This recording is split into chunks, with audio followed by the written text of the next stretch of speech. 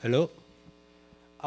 Dear all, welcome to this event. My name is Simone Pigolotti, and it is my great pleasure to introduce today's speaker, Dr. Daniel Busiello. Dr. Busiello obtained his PhD from the University of Padua in Italy. After his PhD, he held a postdoctoral position in EPFL Lausanne in Switzerland. And then he was a distinguished fellow at the Max Planck Institute for the Physics of Complex Systems in Dresden. And then he is now currently an independent researcher back at the University of Padua. Dr. Busiello is an expert in statistical physics and information theory and applies this expertise to understand how biology works. His scientific curiosity led him to succeed in original research projects as the one he will present us today.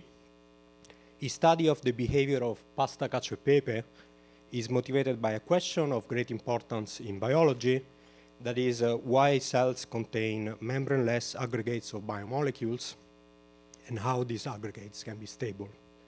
This research was recognized by the award of the IgNobel Prize for Physics in 2025. I want to mention that besides his scientific merits, Dr. Busiello has a special connection to Japan, Okinawa, and OIST. He deeply appreciates Japanese science, culture, and food. He has spent now 4 months in Okinawa, and this is the 3rd time he's visiting us. And I know that now that his visit is coming to an end, he's already thinking when to visit next. So Daniel, thanks for preparing this presentation for us, and the floor is yours. Thanks for the kind introduction, and actually I can't wait to come back in Okinawa now that this time has come to an end, basically. So even if my look would suggest otherwise, please don't take this talk so seriously. So I will, before starting going deeply into the cacio e pepe sauce and the science behind it, maybe I can show a little bit where I'm from. So I'm from Salerno. This is my hometown. It's located in the south of Italy. And then I stayed there and grew up in Salerno until I was 20. Then I started moving up in Italy and in Europe in general. I went to Pisa and then to Padua, a little bit in the north for a PhD, then to Lausanne. Of course, I picked the nicest picture I could find on the internet. So they are nice cities, I mean, some of them, but maybe not that nice. This is Lausanne, and after that, I went to Dresden, so even northern. So exactly in Dresden is where, now I'm back in Padua, but it's in Dresden that all this study started, and all this question of how to make a cacio e pepe started. And the reason why it started is a very practical origin.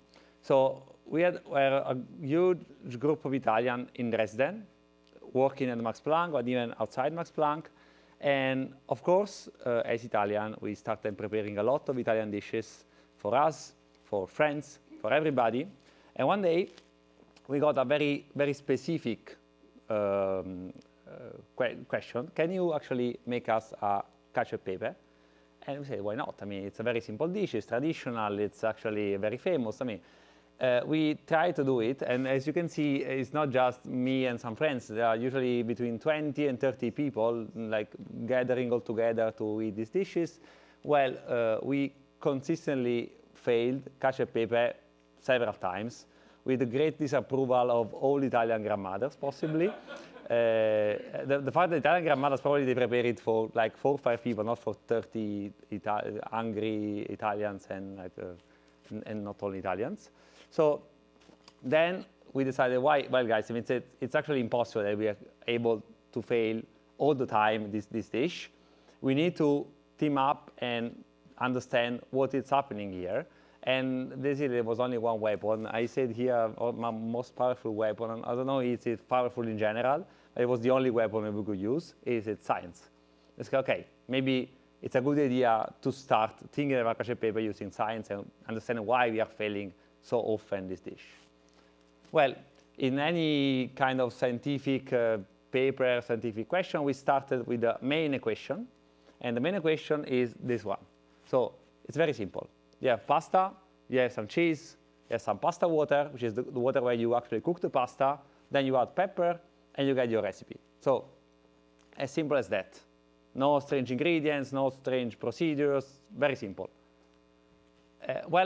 From this simplicity, actually, there comes a very important problem, that if you mix water and cheese, what happens is that at 65 degrees, the proteins in the cheese start denaturating, and these denaturations will enable a formation of clumps in this protein, so they start coming together. They create this kind of clumps and aggregates, and eventually they end up aggregating all together and creating this huge mozzarella thing that we see in the sauce.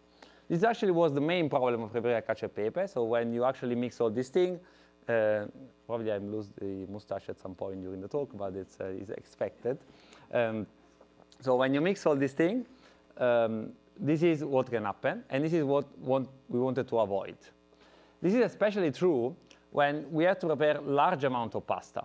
Because large amount of pasta means we don't have a very good control of the temperature of the pasta. And since maybe you want to cool down a little bit the pasta so you don't mix everything at 65 degrees, then the external side of the pasta will be cold, but the internal side of this huge amount of pasta will be actually hot. And then when you start mixing everything, you still get clumps on the internal side. So this kind of problem, it happens mostly when you try to cook this for 20 to 30 persons. Because I mean, the problem is temperature control in this dish. And this leads to clump formation and eventually lead exactly to what we call the mozzarella phase. I want to pinpoint the fact that this is actually a trademark. It was not a common name for this kind of effect. So we call it mozzarella phase, and probably this is the unique case in which having a mozzarella is a bad thing. Well, then to understand this kind of phenomenology from a physics point of view, what we wanted to do is actually to frame this problem into something that we knew, more or less.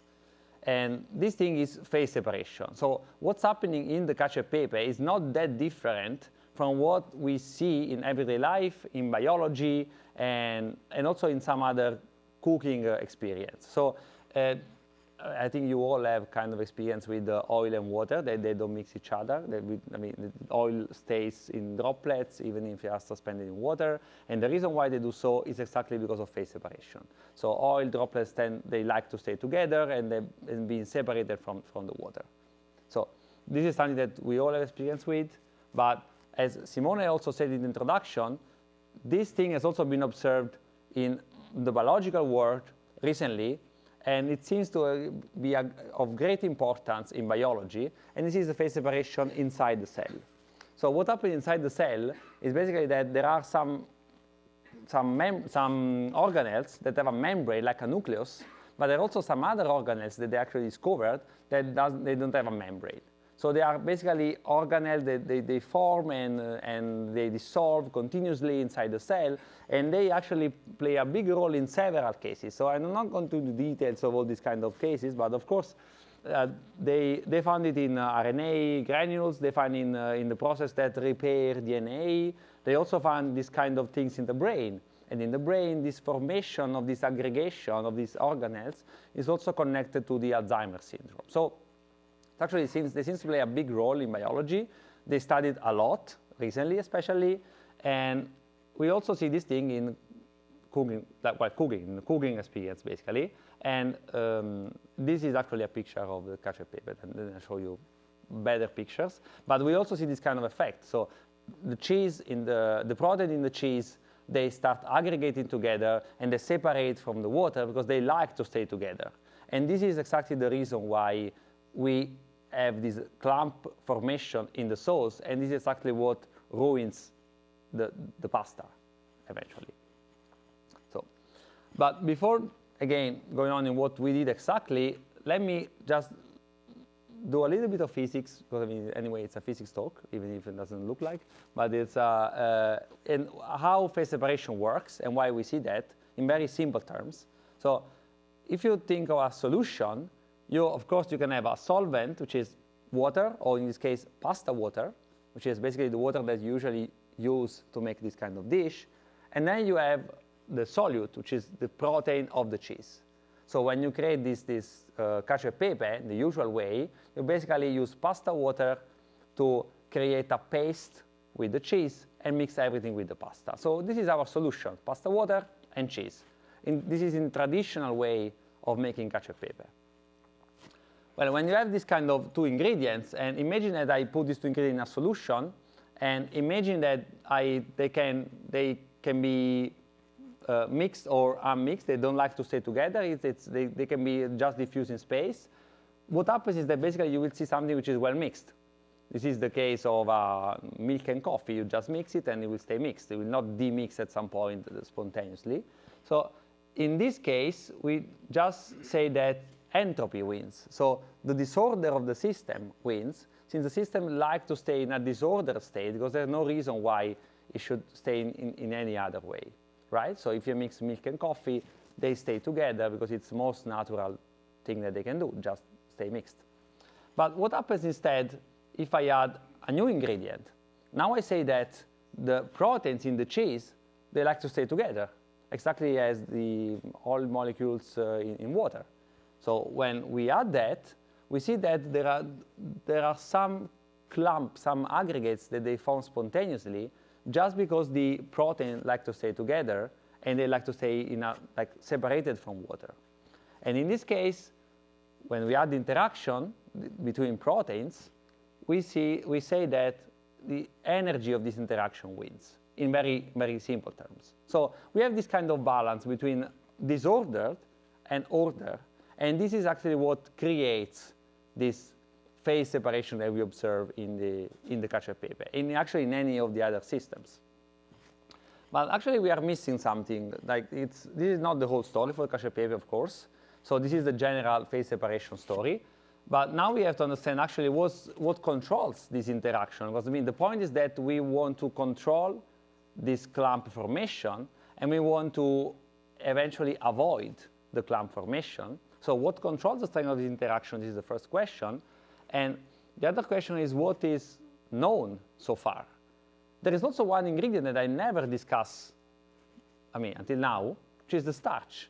It's not really hidden. It's an ingredient that is there and is in the pasta water. So pasta water is the water plus starch. It's the starch released by the pasta during the cooking procedure. So the pasta releases water, so the pasta water is water and starch, basically. So there is another ingredient which is actually very important in this whole game of disorder and order, in this whole balance. So let's see what we actually know about cacio e pepe. Because cacio e pepe has been made for tens or thousands of years in Italy, and a lot of grandmothers prepared it without failing, possibly. At least I don't think they say out loud, oh, I failed the cacio e pepe. So anyway, I don't know that they fail so often. And what we know is that if we don't put starch and we just mix water and cheese together, what we see, as I told you in the beginning, at 65 degrees, you see that some aggregation starts, and then you end up in the mozzarella phase. As you can see, I didn't plot the mozzarella phase. These are pictures of a real cacio e pepe, actually. I didn't put pictures here just because it was basically a unique block of cheese with basically no water just around it. It was very bad. Then now let's use pasta water. So it's water with a little bit of starch. Just those released by the pasta. We standardize a little bit, of course, the amount of pasta and amount of water, but this is a standard amount of water for 1 kilogram of pasta. Then we use this pasta water, and what we see is that this indeed increases a little bit. So it's not 65 degrees. It's still not very nice, actually, but still not mozzarella phase, not even here. Maybe not here, but at some point we reach the mozzarella phase. So we actually were able to push a little bit this threshold of the temperature at which mozzarella phase starts. And this is our goal, because in the end, we want to avoid mozzarella phase even if we don't have a good control of the temperature. So this is actually what we want to do. We want to push this threshold as much as we can. Then what we did, the first thing that we can do is that to cook pasta water risottata. What does it mean? So you probably know what a risotto is. So a risotto is cooked just by adding broth or water and let the rice just taking all the water, and all this concentrates a lot the starch in general in the whole dish. And it's actually what we did with the pasta water. So we prepare pasta water and we basically boiled it. We let 1/3 of the water to evaporate, and we're left with some water with much more starch in it. So we concentrated the starch effectively. So when you concentrate the starch, you basically have more starch than before. And what you see is that this stays kind of stable until 95 degrees. So it seems that the ingredient that we were missing in the description, the starch, is actually the main ingredient here that is controlling the temperature. So it's not that important if we put so much more water than cheese or vice versa. Then I'll show you a little bit, I'll comment a little bit on that. It's not even so immaterial, but the main thing is that starch is actually preventing the formation of these clumps, even at very high temperature. So, of course, then we say, okay, well, this is very promising. So maybe we can actually try to study in detail this phase separation process and how starch enters the game, what is the minimal amount of starch. So this is completely uncontrolled. So we did some pasta water and we just boiled it. This is not, we don't know how much starch is inside it. So it's completely phenomenological, and at this level we are just cooks, not physicists. So since ideally we wanted to tackle this problem with science and say, okay, let's do this systematically. Well, to do that, in general, one would need a lot of equipment. So I listed some of them here. So microscopy, maybe to see the composition of these aggregates. Maybe you need some thermostat steering platform, which is something that maintains the temperature while you steer the whole solution, because you also need that at a constant temperature, because you want to study at each temperature how the solution behaves. And then you have to perform image analysis, and you need money to buy all these things. And of course, we were all in a theoretical lab. Funny thing is that we actually tried to ask for some funding to our theoretical lab at Max Planck. We actually asked only to buy the cheese. And they say, well, the project looks very nice, but it's difficult to justify some cheese from a theoretical lab, so we didn't get not even funding for the cheese. So with this lack of funding overall, we did something better. We use our homemade lab, which of course is not really better than a really cutting-edge phase separation apparatus, with a sous vide cooker, a lamp, a cell phone, no funding, and a lot of manual steering. So it was literally me steering the sauce all the time. No, literally me. So because at some point we had to decide who has to do this. And I started, experiments were very nice, and one of our colleagues say, okay, I think you have to do this all the time. And we cannot also include the errors coming from the operator. And so this is what I did in the end. So fine. This is actually our experimental apparatus, so this one. This is the sketch we put in the paper because it's nicer, but this was our apparatus. So we had a pot. This pot was full of water. And this sous vide cooker is designed to maintain the water at a constant temperature that you fix directly with this machine. It is made for slow cooking, like it's actually to do very, very nice dishes. So that's why we had it on. Then this is a saucepan that we put inside. This saucepan is in contact with the water. So the water basically acts as a thermal bath at constant temperature. And the saucepan is taking the heat from the surrounding water in the pot. Then this wooden platform is just there to avoid evaporation and to put everything in place, that's all. And this is a thermometer to control locally the temperature of the whole thing.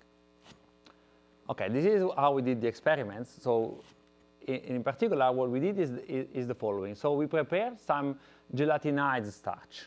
So basically, we did starch plus water on heat. This gelatinized, it creates a sort of gel, basically. And this is exactly the form of the starch that you will find in pasta water, gelatinized starch. So we want to recreate sort of controlled pasta water. And so we gelatinized the starch. We added cheese, grated cheese. Actually, we blend everything, so I don't want to be, we cheat a little bit. So, because if you just use this kind of cheese, you can see clumps, but these clumps maybe might be just that you didn't grate cheese so well. So since we use a lot of cheese, at some point we decided, okay, just blend everything, it will be fine. Then we create this mixture, put this mixture inside the saucepan, control the temperature, and check at every 5 degrees how the sauce behaves. So let the sauce equilibrate a little bit and then check it. How do we check it? Well, we take a little sample from the sauce. We put this sample on a Petri dish. The Petri dish is on a box. We used a Bialetti box.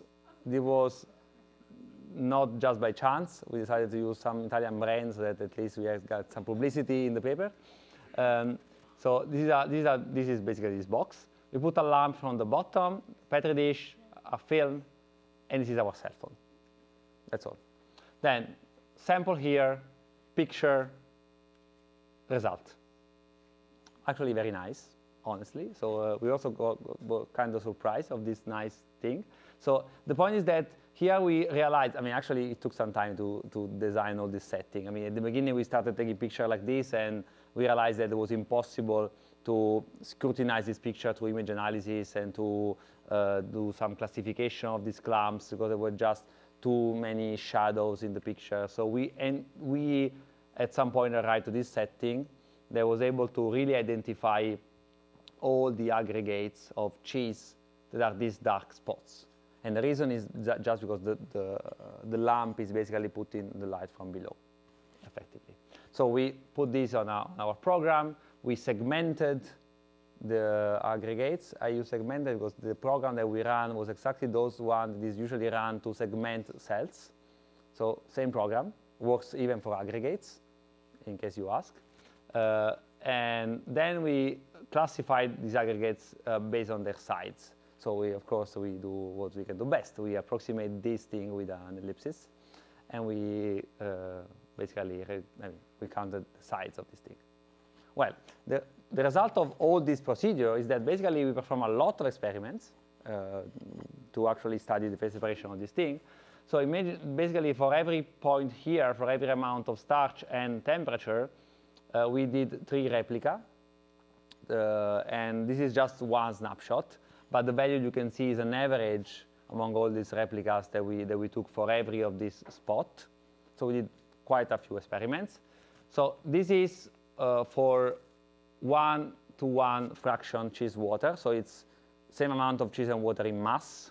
And we just changed the starch percentage. So what we observed is something that we kind of expected, right? So no starch, 65 degrees, mozzarella phase. So it's pretty actually pretty nice that all these experiments consistently gave us what we knew was correct, even given also the apparatus and the measurement method. So we're kind of confident that these were kind of okay, despite the fact that we did everything home in the end.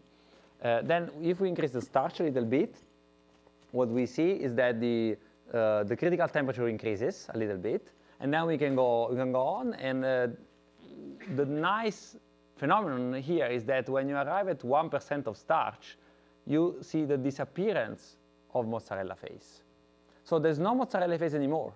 So for the whole range of temperature we explored, basically there are clumps, there are aggregates. Sometimes they're even quite big, but there's no mozzarella phase. And the thing that you really want to avoid is exactly the mozzarella phase. Clumps might be fine somehow. Then this is practically the same plots, basically. But here, the message is basically that from 2% on, let's say, so 1% is still at the limit. So if you don't control it properly, you still can fall into the mozzarella phase. But from 2% on, starch is doing the right job. So starch plus water plus cheese in this percentage can actually avoid the formation of clumps at all temperature. at least if you heat up everything quite gently. Because I mean, all these experiments, things have been not like just heat shocks to the solution, of course. Okay, then we also wanted to explore a little bit what happens when we change the water to cheese ratio. Now we set starch percent at 1%, so that we can see a little bit of phenomenology. And then say, okay, but then we started with the idea that this thing comes from a phase separation process. How we can check this? How we can get some insights from the fact that we should know the theory behind it, in principle? Well, one thing that we actually could have done, and actually what we did, is to study what happens when we change the cheese water percentage. And what happens is that we saw this very nice, these are of course another set of a lot of experiments. 3 replicas for every dot also in this case. I mean, we stirred a lot. So then in the end we got this very nice parabolic shape of when clumps appear in our solution depending on how we change the water percentage, basically. So it's a very nice shape, and it's more or less what we expected, kind of. And then we said, okay, now we can actually play with our model, because we have a model of phase separation. We can actually try to understand if the model explains what we see. And this is the standard model of phase separation. Of course, this is the most technical slide. Please don't understand it unless you already know what it is. So this is free energy, whatever. It's basically something that controls the balance, tells you the balance between entropy and energy. Okay, so I have entropy, I have energy, the same ingredients that I explained in the beginning. I want to check their balance and study how the system behaves. And this is our equation, basically. This plus something else. Then this is actually the picture that we had in mind in the beginning. And we want to kind of confirm this picture. So basically what happens is that inside the cheese, we have 2 kinds of proteins, whey proteins and casein micelles. So actually inside the cheese, casein micelles are much more abundant than whey proteins, but we still have both. And what happens when you heat up the system is that casein micelles, they can they can undergo a structural change, and the structural change basically allow them to aggregate, to clump together. And the same also happens to whey proteins. So these are these other proteins in the cheese. You heat the solution. These whey proteins also do this denaturation. They change shape a little bit, and then they stick to each other. So everything in the system tends to stick to each other. We actually scrape the literature to see, okay, maybe these things are aggregating, these things not, maybe the combination is not. No, everything is aggregating with everything. So everything becomes very sticky when we heat the system. So all proteins they want to be together. Okay, then we say, with this in mind, we said, okay, this is our data, experimental data. Can we actually understand those data with the model? And the answer is yes. So this is the model. Dots are the model, and the line is this line, basically. So the model actually can capture incredibly well this line. And the reason why it can capture it is because we were able to understand how this interaction, this energy, and this part behave with temperature. So what we actually found is that this part was kind of expected. So I told you already that when you increase the temperature, these proteins, they like to stay together, and so their interaction strength, which is measured by this quantity here, increases with temperature. So you heat the system, and they interact more. They want to stay together. This was kind of unexpected. We didn't know why this was happening, and this is something that measures the sides of the thing that we have in the system. And how we explain that? Well, we explain that with this picture, basically. So our explanation for these observations is basically that how starch is impeding this clump creation is basically starch puts itself in between small aggregates of proteins. And so it creates these nets, and these nets can actually enable the formation of very, very small aggregates, but not of big ones, because they are basically impeded by the presence of these long chains of starch. So this is how we kind of explained what we observe in the model, and this is also compatible with more or less what is known about what starch is doing and in these kind of solutions. It's not entirely known, I would say, so, but this seems to be not completely crazy with respect to what is known, at least. Then, okay, so we kind of understood how that is work, but we can actually use a model. We can capture everything with this model. So far, so good. But then at some point when we submitted the paper, we got some comments, and one in particular was from a chemist, and he suggested us, okay, why don't you use trisodium citrate? Trisodium citrate is a molecule that basically takes away calcium ions from the solution. Now, why is this important? Because calcium ions are those that make protein stick to each other. So without calcium, they cannot aggregate. So, okay, they say, well, this is crazy. I mean, why don't we use this from the beginning? So it really prevents aggregation mechanically. So it takes away calcium. They cannot stay together. Well, we actually did our experiments with trisodium citrate. Also, in this case, we were actually quite happy that we saw a mozzarella phase. So we could use again our name. But when we arrive at 2% of trisodium citrate, you see this very sharp transition from a mozzarella phase to completely smooth sauce. But this was completely smooth. It was not even a single tiny aggregate. It was incredible. But then we said, okay, wait, now there's the final test that we have to do.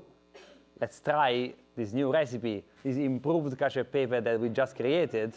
And we were, I would say, quite happy to discover that this thing tastes like sottilette. Well, for those that are not Italian, this is a very famous brand of a melting cheese, Italian melting cheese. I mean, it does not have a very fancy taste like pecorino cheese, of course. So it really seems like to eat pasta with sottilette. And we also discovered why, because they actually use trisodium citrate to do sottilette. Because, I mean, in this way, they don't aggregate, they just melt. So in the end, yes, it's an improved Cacio e Pepe, but it will taste like pasta with sottilette. So why do you have to spend so much money in buying a very nice pecorino if then everything tastes like sottilette that I can buy in any supermarket at a very cheap price? So we're actually quite happy to discover that, because in the end, this means that the traditional recipe of Cacio e Pepe that actually uses starch quite naturally, because starch is contained already in pasta water, it doesn't have to be changed. We only need to slightly modify the ratio, but not change the recipe. Luckily enough, because already in this way we got a lot of angry Italians saying, "Ah, you're doing this and that." I mean, so imagine that we suggested to use trisodium citrate, it would be our end probably. So I've never been to Rome after this study. I don't know if I will ever be in Rome after this study without covering myself. So it's at least we say that starch is needed. So, and only starch is needed so far. I mean, unless we didn't discover anything else, it actually might work very nicely as starch. With that, we did our work, we posted, and we said, okay, now we know, we discovered a bit of the science behind Cacio e Pepe. Well, apparently, we solved a widespread problem, which was of great importance. I mean, according to someone, was as important as the Trump-Putin debate at the time. So it's in the first page of New York Times together with this. So this was very crazy, actually. So I mean, it's a particular case also to us. But apparently, it was an incredibly important problem all over the world. Well, apart from that, as you all know, we also got the IgNobel Prize in 2025. And we all went in Boston, and this was our shape. So now you can understand why I'm wearing this and the mustache, the whole original merchandise from the ceremony. But we actually solved the most important problem, that now we can finally enjoy a clamp-free Cacio-Pepe for 20, 30 persons. Actually, I think we arrived up to 50 at some point after the study. Now the people now trust us, and they say, okay, you can do Cacio-Pepe for all of us. And this was actually our best achievement, because actually we enjoyed it at the end of all the experiments. We gathered all together with some friends, and I mean, we were able to finally enjoy it properly made. This is just the acknowledgement to all the guys that participated to the study, so all Italians. Actually, a friend of us, an American friend of us, at some point wanted to join the team, and he wanted to give some ideas. I said to me, it's a Cacio-Pepe. With all the due respect, we are friends, great friends. Actually, we are friends. This guy said, no, maybe the next one, this one, we are all Italians. Already in this way, we are risking a lot. So please. Then I would like to actually leave you with this 1-minute video of the IgNobel ceremony. It's actually when we were awarded, and I think it might be fun to see. The Physics Prize. The winners are from Italy, Spain, Germany, and Austria.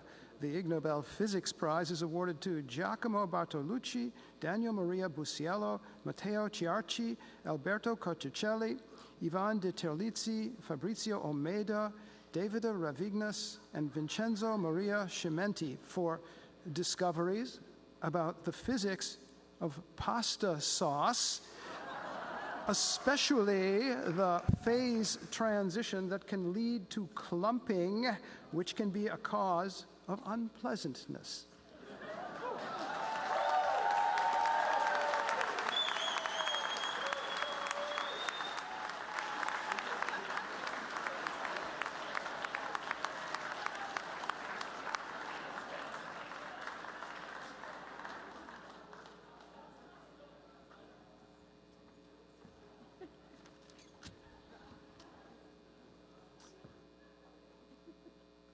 We know you all might think that this work confirms all the stereotypes about Italians, like that we only think about food. But this is not true. In this work, we studied the phase behavior of protein mixtures. But first, let me say a few words. Ciao, mamma. Ciao, nonna. Ciao, papà.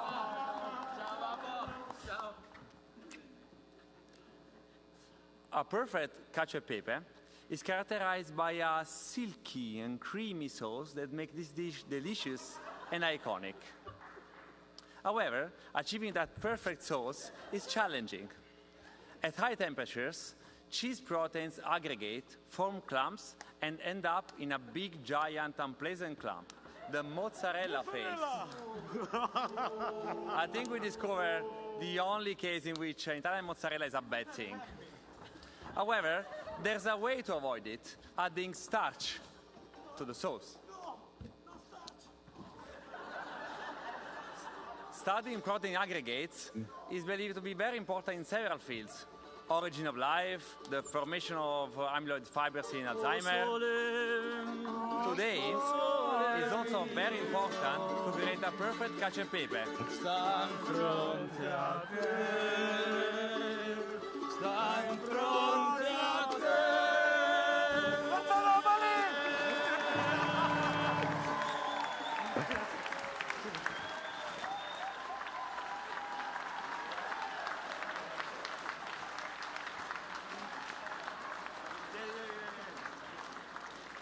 I think at some point they also The will. winners have prepared special gifts for the Nobel laureates. These gifts are lovingly cooked bowls of pasta and sauce, prepared by Boston University professor Corky White.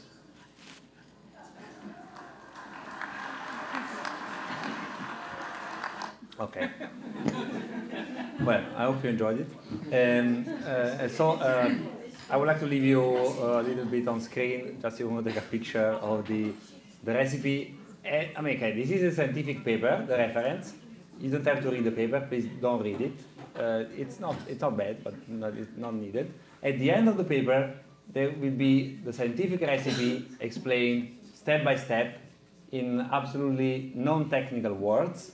So these are the ingredients, but if you want to know also the entire procedure, just please read that part. And there will be zero technicalities, just a recipe as you can find in any cookbook. I'm not going to cook the Cacio Pepe here, of course. ここでカチョウペペ今皆さんにお作りするわけではないんですけれど。So what I'm going to show you is basically more or less the procedure that we apply to perform the experiments. このですね、実験をやりましたと申し上げましたけど、その実験のプロセスを今お見せしますね。カチョウペペを全部作るわけじゃないんですけれど、すいません。So first we put the starch. まずはスターチ、でんぷんの粉を用意します。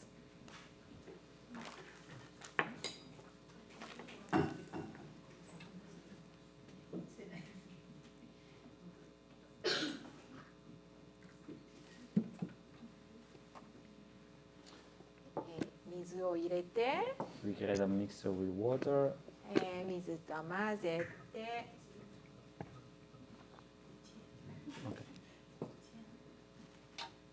Maybe a little bit more. もうちょっと入れましょうね。Yeah. It's I put それから火をつけて、Okay, good.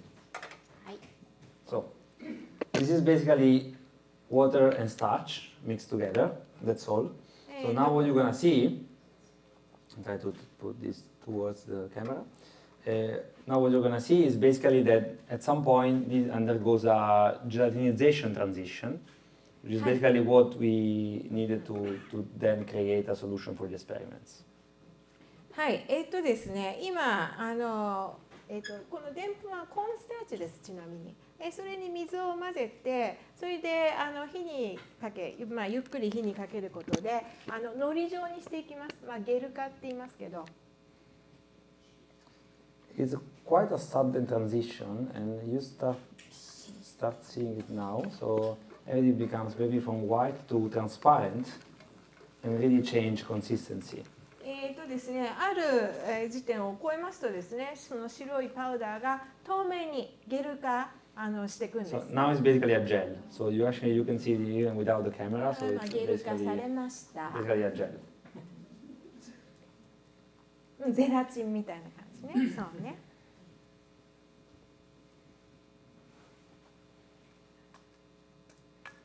Okay. Now, what I'm gonna do now is basically what I hope that I will do now is basically a non-perfect version of this sauce. ですね、今はわざと失敗版を作ってますからね。成功版のソースじゃないですよ。失敗したらどうなるかっていうのを皆さんにお見せしています。The reason is that I would like to show you how we basically saw clumps in the experiments. ほらさっき写真でダマがいっぱい出てきたじゃないですか。そのダマを見るために何をやったかっていうね。So we put a little bit of starch first. また Not so much, otherwise it becomes right. So it's あんまり入れすぎちゃダメなんだけど。actually with this technique is much more difficult to get it wrong than right.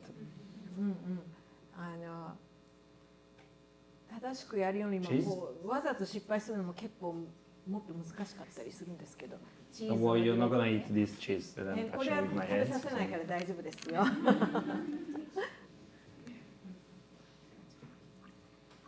A little bit of water. もうちょっと水を入れるかな。父、大丈夫。鍋の木の枠がついてるから大丈夫。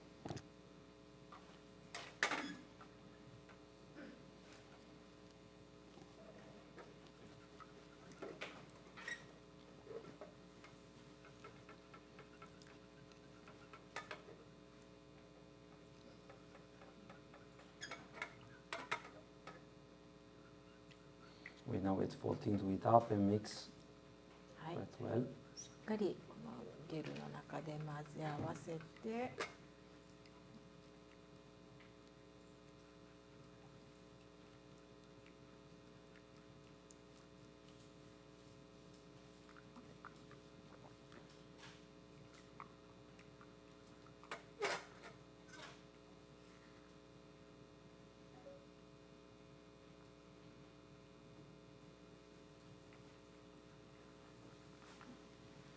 Okay, now we can do that. Take a remote sample.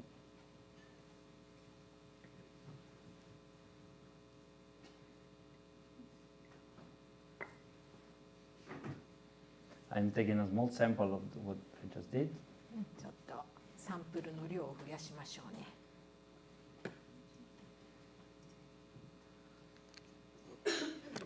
Okay. In this way, we can actually see a lot of, apart from these huge clumps that of course were created, we can also see small clumps pretty well.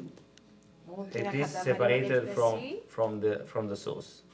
た And く this is さん more or の less how ちっ we ちゃな characterize the entire thing. So these big clumps, you can even see them by eye, but the small ones are not really visible if you just look at the solution without the light from below. 大きな塊はすぐね目で見えるけど、ちっちゃなのはですね、ちゃんと光を当てないとよく見えなかったりする。こういうのもみんな見たわけですね。 This was the demonstration, so no more than that. I just wanted to show you how we did it. Basically. はい、実験はこのようにやりました。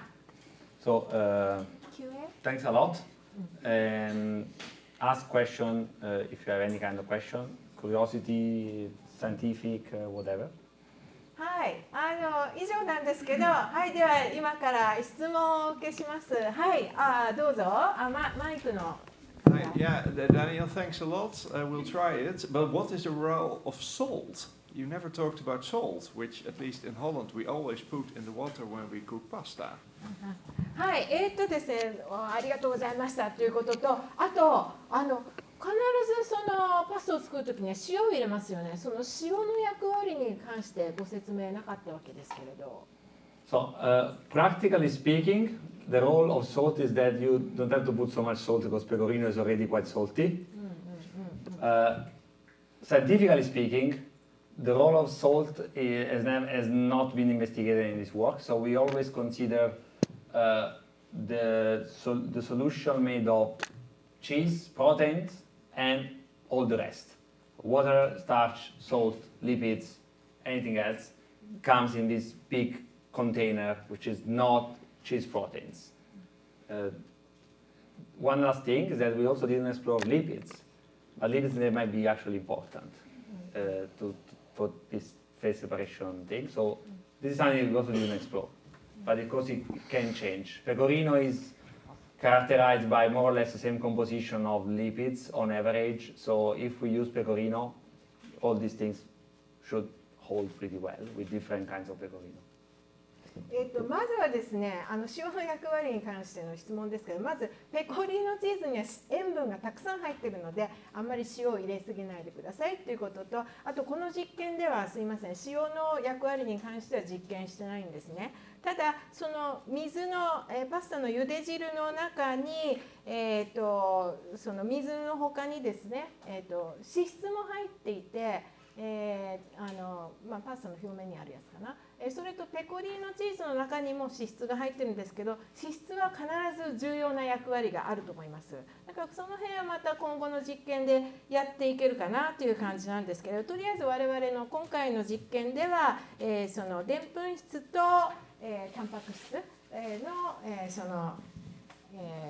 そうですね、結合ですとか、そのエントロピーの問題、混ざり合いの問題とかそういったものをやりましたので、塩の問題はすいません、お答えできないですね。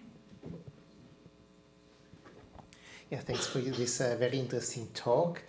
Another problem is when eggs are clumping, like if you try to make carbonara and you end up with a frittata. Can you say anything about this situation? So basically this is a related problem, and the reason why we didn't start with carbonara is that because there is a scientific recipe of carbonara online. You can find it, and it basically relies on the same kind of ingredients that we have here, so which is basically control the temperature. So because carbonara has the additional problem that you have the egg proteins, and they also undergo the coagulation. They also create this frittata-like effect in the pan. So and this also happens around 62 degrees. So more or less also same temperature, more or less, with respect to the denaturation of cheese. And there is also cheese on top. Cheese actually is not the main problem in carbonara. We don't know exactly why. It's probably because of the fats that you introduce to the egg yolk, or maybe just because you have less cheese on average than in cacio e pepe. We actually don't know. But there is a scientific recipe, and why we didn't start. But let's say the ingredients and the reasoning behind it is very similar. So it also holds with gricia, which is cacio e pepe plus guanciale. And there the fat from guanciale might actually help preventing phase separation. This is just from common experience. I mean, I don't know if this is actually a real effect, or just people don't care because you have anyway blocks of guanciale inside the pasta, you don't care so much about clumps. So maybe even that. So it's actually. ですね、ご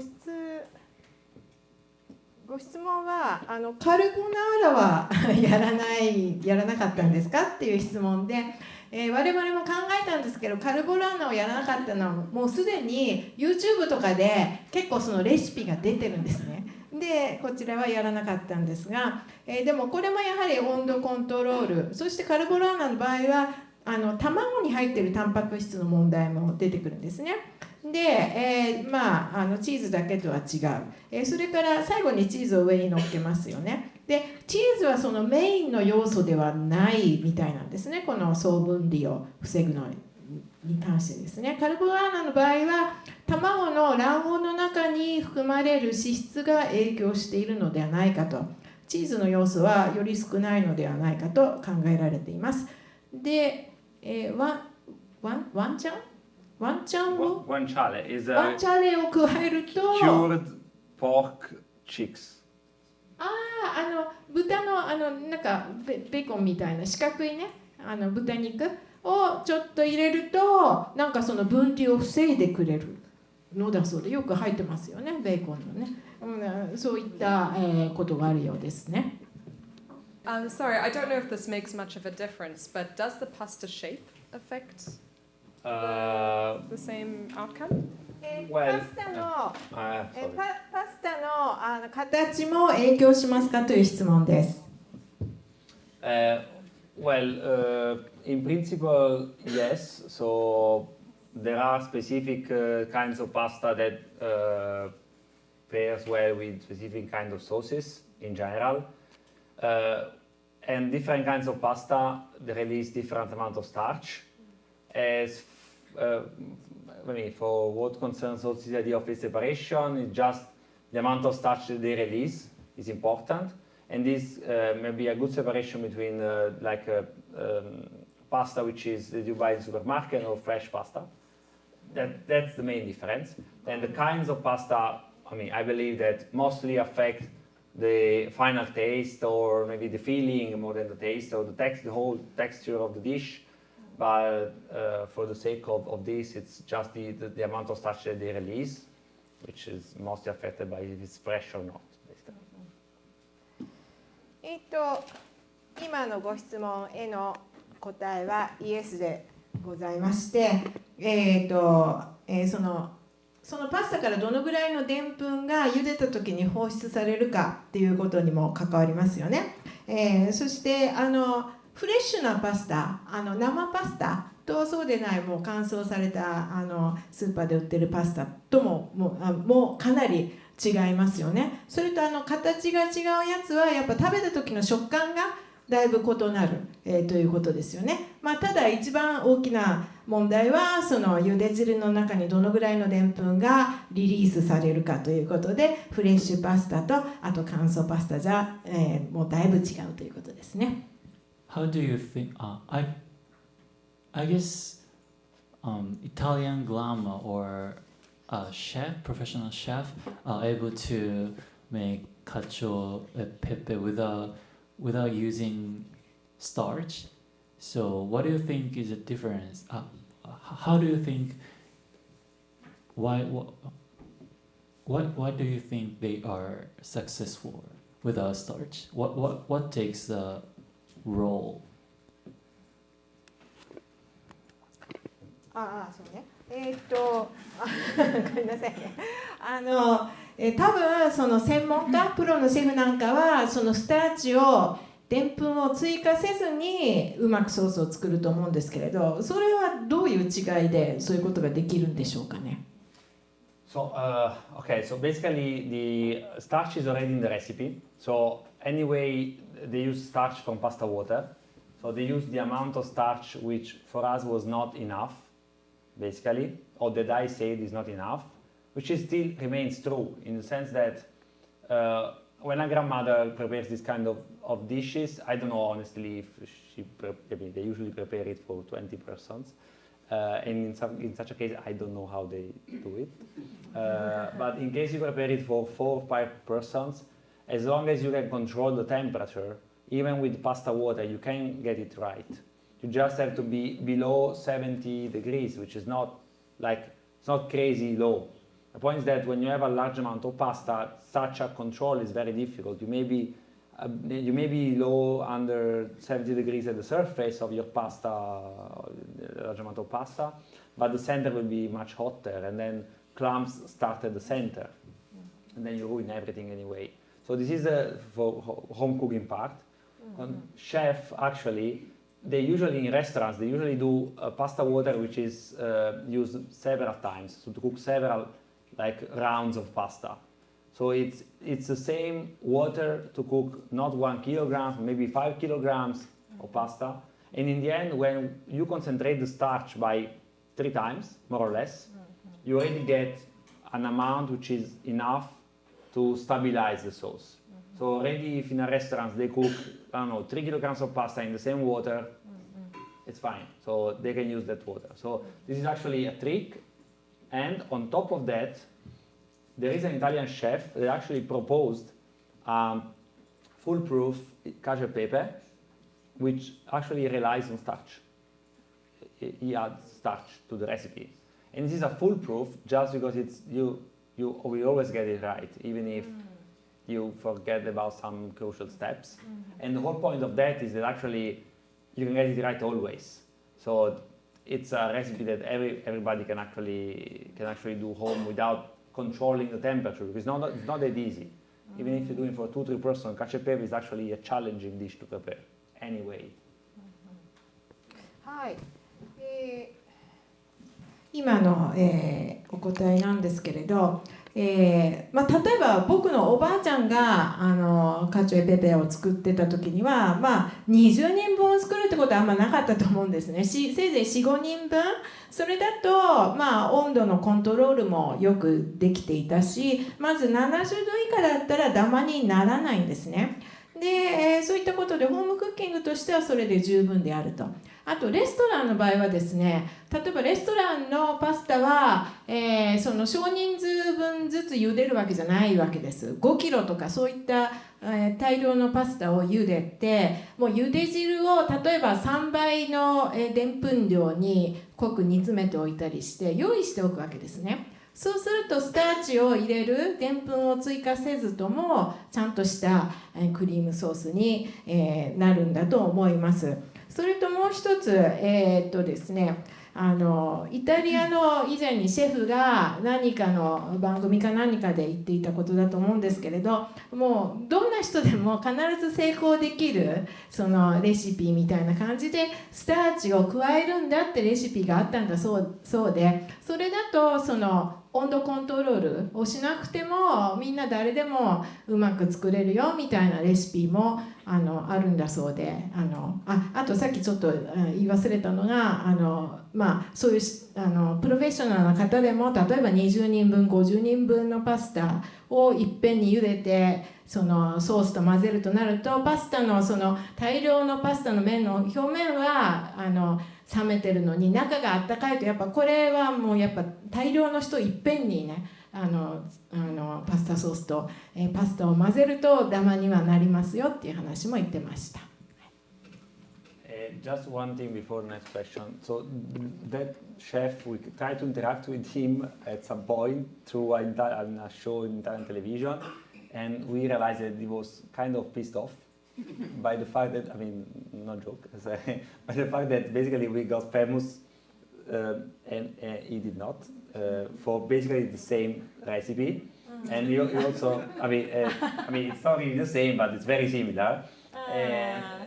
So, I mean, this is also one of the other things that we attracted, basically. So the hate of this Italian chef, which is actually pretty famous as well. So it's でも僕たちは実はこのイタリアのシェフの番組を見て実は頭にきました。っていうのは彼の言ったレシピっていうのは僕たちがこのイグ・ノーベル賞を取ったこの論文のレシピと全くそっくりだったんですね。ただ有名なシェフであるというだけでそうやって注目を集めてもしかしたら盗作かもしれないし、僕たちはもうその番組を見て怒ってました。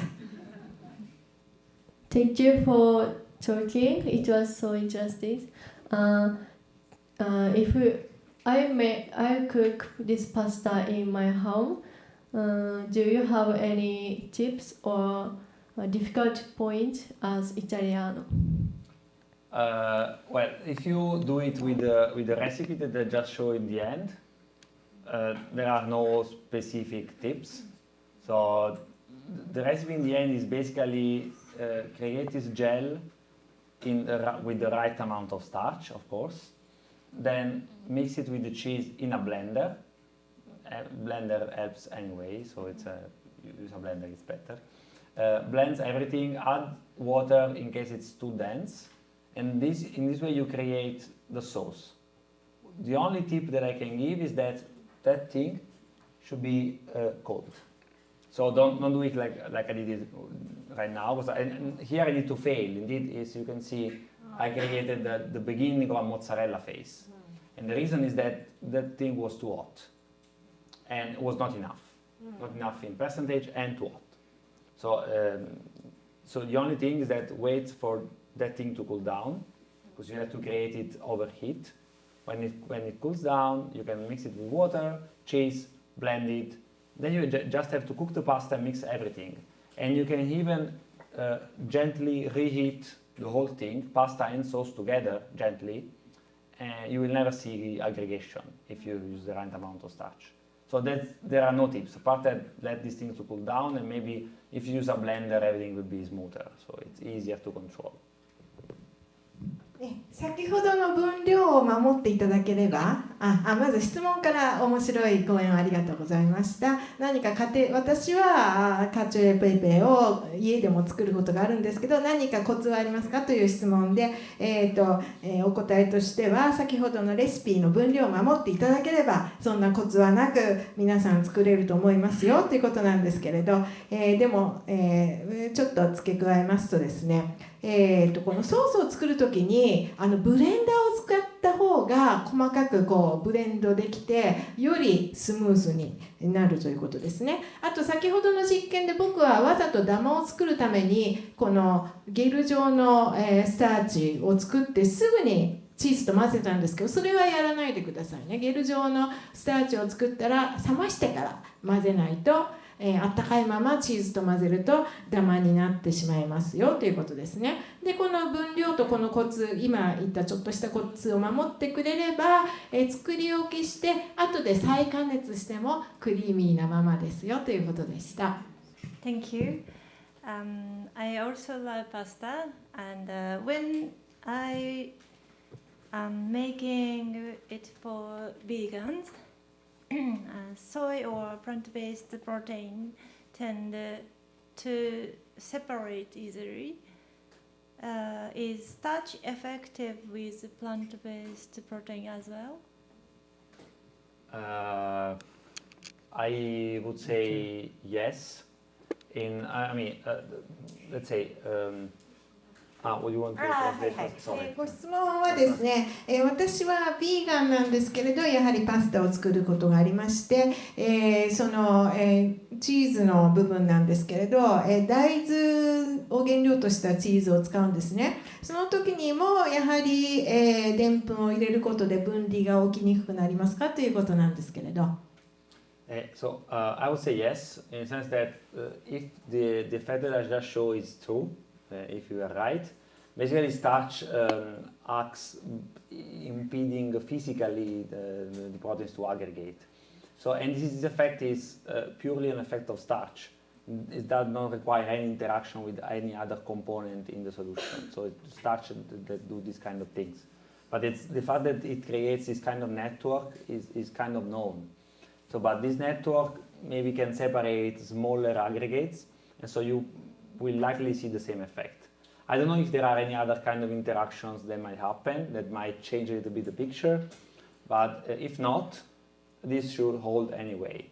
But starch is a stabilizer in general. It's not an emulsifier, but it's an effective not emulsifier technically, but it's an effective emulsifier in several dishes, not just cacio e pepe, and in a way or another, it's added to create smooth sauces. So I would say that yes, it mostly helps any kind of aggregation process, just because it acts in a very non-specific way. So it doesn't have to be with cheese protein.